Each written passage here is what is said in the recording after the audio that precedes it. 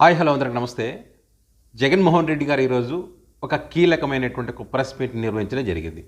సంవత్సరం పాలనకు సంబంధించి చంద్రబాబు నాయుడు వ్యవహరిస్తున్నటువంటి తీరుకు సంబంధించి, కేసులు పెట్టడానికి సంబంధించి, రాష్ట్ర ఆర్థిక వ్యవస్థకు సంబంధించి, వాళ్ళు ఇచ్చేటువంటి పథకాలకు సంబంధించి ఇవన్నీ కూడా ప్రజలకు తెలియాల్సినటువంటి అవసరం ఉందని చెప్పి నాణ్యానికి ఒకవైపు మాత్రమే వీళ్ళు చెప్తా ఉన్నారు, మరోవైపు కూడా ఉంది, అది చెప్పాల్సిన అవసరం ఉంది కాబట్టే ఈరోజు ఈ ప్రెస్ మీట్ పెడుతున్నా అని చెప్పి జగన్ గారు చెప్పినటువంటి పరిస్థితి.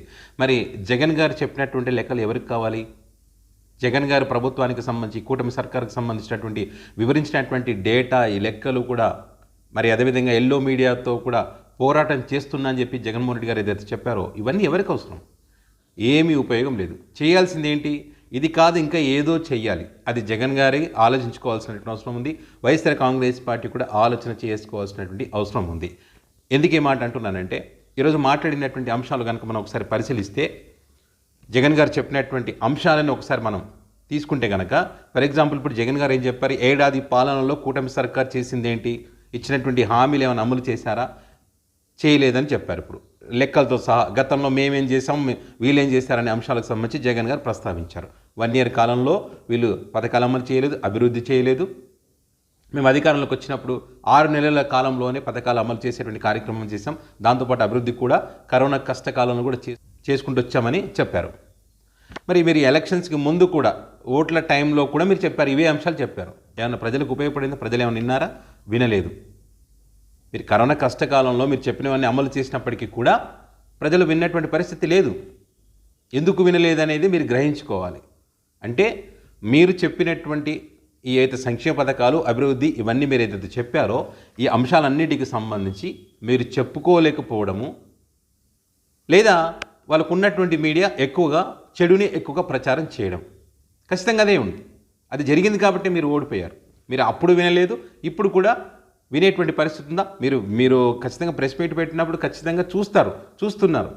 కానీ ఎంతవరకు అది ప్రజల్లోకి వెళ్తుంది, మీ పార్టీ నాయకులు ఎంతవరకు ప్రజల్లోకి తీసుకువెళ్తారనేటువంటిది మీరు గ్రహించాలి. ఎందుకంటే మీరు ఈరోజు ప్రెస్ మీట్ పెట్టిన తర్వాత ప్రజలు ఇది నిజమే కదా అని ఆలోచించుకునే లోపు మళ్ళీ అక్కడ ఉన్నటువంటి మీరు ఏదైతే చెప్తా ఉన్నారో మీడియా గురించి, ఒక వర్గం మీడియా అనేది చెప్తా ఉన్నారో ఆ వర్గం మీడియా మరి వాళ్ళ ఆలోచనలను మార్చేసే విధంగా ప్రయత్నం చేస్తూ ఉన్నారు. ఎలక్షన్స్ ముందు అదే జరిగింది కదా, ఇప్పుడు కూడా అదే జరుగుతుంది. అందుకే మీరు చెప్పినటువంటి లెక్కలు కానీ, మీరు చెప్తున్నటువంటి అభివృద్ధి కానీ ఎవరికి కావాలి?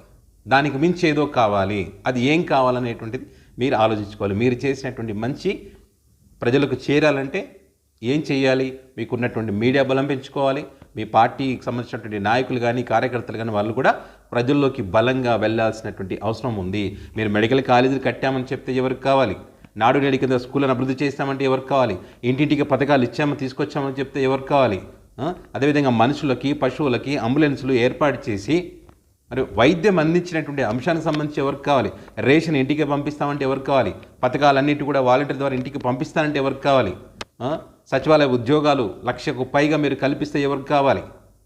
పోర్టులు, హార్బర్లు, ఇంగ్లీష్ విద్య, ఇవన్నీ మేము చేసామని మీరు ఏదైతే లెక్కలు చెప్తా ఉన్నారు, ఎవరికి కావాలి ఇవన్నీ? ఎవరు వింటున్నారని? దీనికి మించి ఏదో కావాలి, అది మీరు గుర్తించాలి. అండ్ అదేవిధంగా మీరు పథకాలకు సంబంధించి మేము అమలు చేశాం కాబట్టి ప్రజల కొనుగోలు శక్తి పెరిగిందని మీరు చెప్పారు. కానీ ఇప్పుడు ఈ కూటమి సంబంధించిన నాయకులు, వీళ్ళకు ఉన్నటువంటి ఒక వర్గం మీడియా ఏం చెప్తా ఉన్నారు? ప్రజలు చాలా హ్యాపీగా ఉన్నారు, ప్రజలు పండగ చేసుకుంటున్నారు, వాళ్ళలో కొనుగోలు శక్తి పెరిగిందని చెప్తా ఉన్నారు. వాస్తవానికి పెరిగినటువంటి కొనుగోలు శక్తి ఏంటి? మద్యం, విపరీతమైనటువంటి మద్యం సేల్ అవుతుంది. సందుల్లో మద్యం దొరుకుతూ ఉంది. గుడి బడి అని తేడా లేకుండా మద్యం దొరుకుతూ ఉంది. సో మీరు వాటికి సంబంధించి చెప్పారు.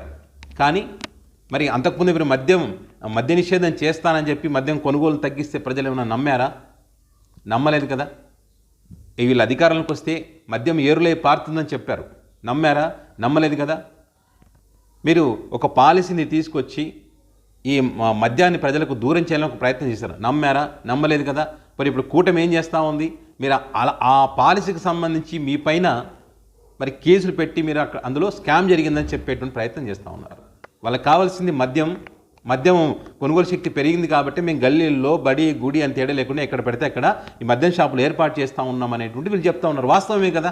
వాళ్ళు కొనుగోలు శక్తి పెరిగింది కాబట్టి, వాళ్ళు కొంటున్నారు కాబట్టి, వాళ్ళకి కావాల్సిన మద్యమే కాబట్టి వీళ్ళు కూడా షాపులు పెంచుతూ ఉన్నారు.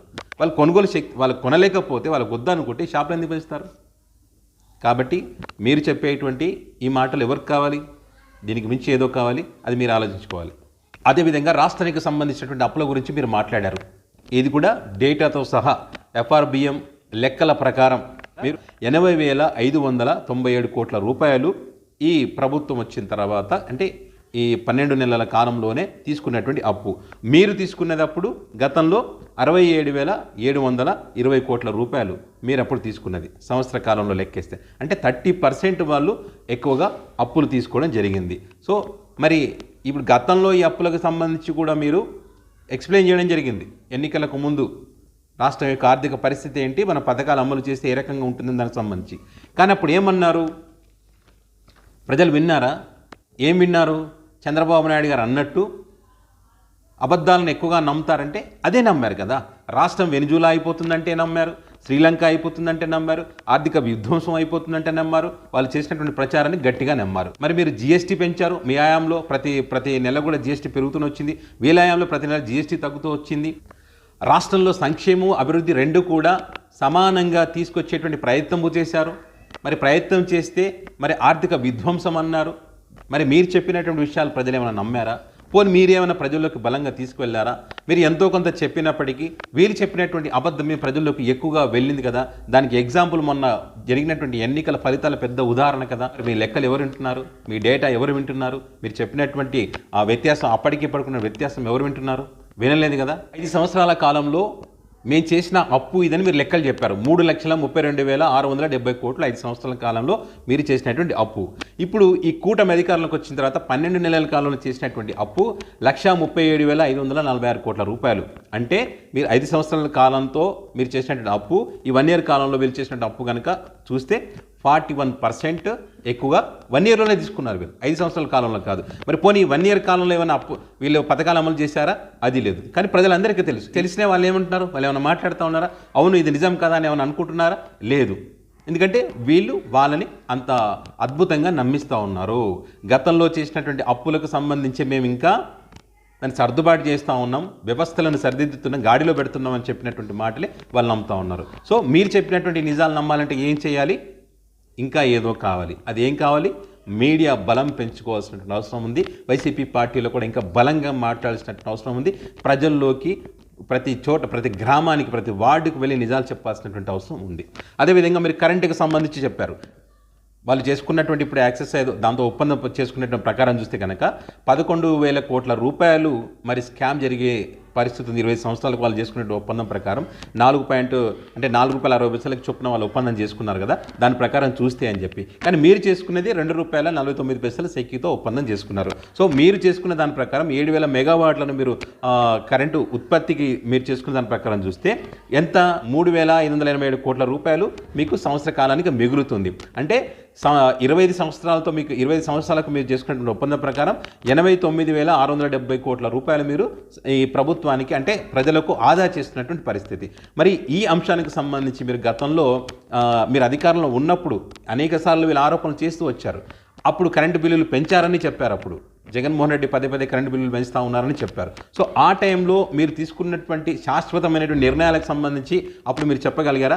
అప్పుడు ఇదే అబద్ధాన్ని నమ్మించారు. ఇప్పుడు కూడా వాళ్ళు చేసుకున్నటువంటి ఒప్పందానికి సంబంధించి వీళ్ళ అధికారంలోకి వచ్చిన తర్వాత కూడా వాళ్ళ స్కామ్ గురించి ఎవరు మాట్లాడట్లేదు. వాళ్ళ హయాంలో పెరిగినటువంటి కరెంటు బిల్లులకు ఎవరు మాట్లాడలేదు. కరెంటు బిల్లులు పెంచారు కదా, దాని గురించి ఎక్కడ మాట్లాడట్లేదు. మరి అదేవిధంగా రాత్రిపూట కరెంటు పోతూ ఉంది, పాపం వీధి బయటకు వచ్చి నిలబెడతా ఉన్నారు పబ్లిక్, దానికి సంబంధించి కూడా ఎక్కడ గట్టిగా చెప్పేటువంటి ప్రయత్నం చేయడం లేదు. మరి దీనికి సంబంధించి మీరు ఎంత మొత్తుకున్నా, ఎన్ని లెక్కలు చెప్పినా, ఏం చేసినా కూడా వాళ్ళు చెప్పిందే నమ్మేటువంటి పరిస్థితి ఉంది. సో ఎందుకు ఉంది? దానికి కారణం ఏంటంటే ఇంకా ఇవి కాదు వాళ్ళకి కావాల్సింది, ఇంకా ఏదో కావాలంటే ఇదే మీడియా బలం పెరగాల్సినటువంటి అవసరం ఉంది. మీ వాళ్ళు మళ్ళీ ప్రతి చోటకు వెళ్ళి ఇవన్నీ కూడా క్షుణ్ణంగా మీరు చెప్పినటువంటి లెక్కలు వివరించాల్సినటువంటి అవసరం ఉంది. అదేవిధంగా లిక్కర్కి సంబంధించి, అమరావతికి సంబంధించి, కేసులకు సంబంధించి, పథకాలకు సంబంధించి, ఇట్లా అనేక అంశాలకు సంబంధించి మీరు మరొక కోణమని చెప్పేటువంటి ప్రయత్నం ఏదైతే చేశారో అది కొంతవరకు మాత్రమే ప్రజల్లోకి వెళ్తూ ఉంది. పూర్తి స్థాయిలో ప్రతి ఒక్కరికి కూడా ఇది చేరాలంటే ఇదే మీడియా బలం పెరగాల్సినటువంటి అవసరం ఉంది. మీరే చెప్తా ఉన్నారు ఈ మీడియాతో కూడా ఫైట్ చేస్తూ ఉన్నామంటే, మరి ఇన్ని రోజులు ఫైట్ చేస్తున్నామని తెలుసు. ఇన్ని రోజులు ఆ మీడియా మీరు చెప్పేటువంటి నిజాలను దాచిపెట్టి అబద్ధాలను ఎక్కువ ప్రచారం చేసి ప్రజలు నమ్మిస్తుందని మీకు తెలుసు. అయినా కూడా మార్పు రాలేదు. మార్పు మీలో వస్తేనే ఖచ్చితంగా ప్రజలకు నిజాలు చేరేటువంటి అవకాశం ఉంది. నిజాలు చేరాలంటే మీడియా బలం మీరు పెంచాలి. మరి ఎందుకని మీరు ఆలోచన చేయట్లేదో లేదనేది మీ పార్టీకి సంబంధించినటువంటి కార్యకర్తలు కూడా అర్థం కావట్లేదు. మిమ్మల్ని అభిమానించేటువంటి మీ అభిమానులకు కూడా అది అర్థం కావట్లేదు. ఒక సాక్షి మీడియా మినహాయిస్తే లేదా ఒక 2-3 ఛానల్స్ మీరు మాట్లాడేటువంటి మాటలకు సంబంధించి ఏదో ప్రసారం చేస్తాయి తప్పితే పూర్తి స్థాయిలో మీరు చెప్పేటువంటి అంశాలను ప్రజల్లోకి తీసుకువెళ్ళేటువంటి మీడియా మీకు లేదు. మీకున్నటువంటి సోషల్ మీడియాను అనగదొక్కేటువంటి ప్రయత్నం చేస్తూ ఉన్నారు, అరెస్ట్ చేస్తూ ఉన్నారు, ప్రశ్నించేటువంటి అవకాశం లేకుండా పోతూ ఉంది. ప్రశ్నిస్తే అరెస్ట్ చేస్తున్నారని చెప్పి కూడా మీరే అంటున్నారు. సో మరి ఎందుకని ఆలోచన రావట్లేదు? పత్రికా బలం కూడా పెంచుకోవాల్సిన అవసరం ఉంది. ఎందుకని మీకు ఆలోచన రావట్లేదు? సో మీరొక్కరే మాట్లాడితే ప్రజలు వింటారు అంటే వింటారు, కొంతవరకు మాత్రం వింటారు. కానీ మీ ప్రెస్ మీట్ల తర్వాత వాళ్ళకు ఉన్నటువంటి మీడియా బలం ఒక్కసారి వాళ్ళు పంజా విసిరితే మీ మాటలనే మర్చిపోయి వాళ్ళదే నిజమేమో అనుకునేటువంటి పరిస్థితి ఇప్పుడు ఉంది. కాబట్టి మీ లెక్కలు కానీ మీరు చెప్పేటువంటి సంక్షేమం, అభివృద్ధి వీటన్నిటికి సంబంధించి కానీ మీరు అంతకుముందు చెప్పారు, ఇప్పుడు చెప్తున్నారు, ఎప్పుడు చెప్పినా కూడా వాళ్ళ ముందు మీరు ఓడిపోతున్నారు. కాబట్టి మీ బలం పెరగాల్సినటువంటి అవసరం, మీడియా బలం పెరగాల్సిన అవసరం ఉంది.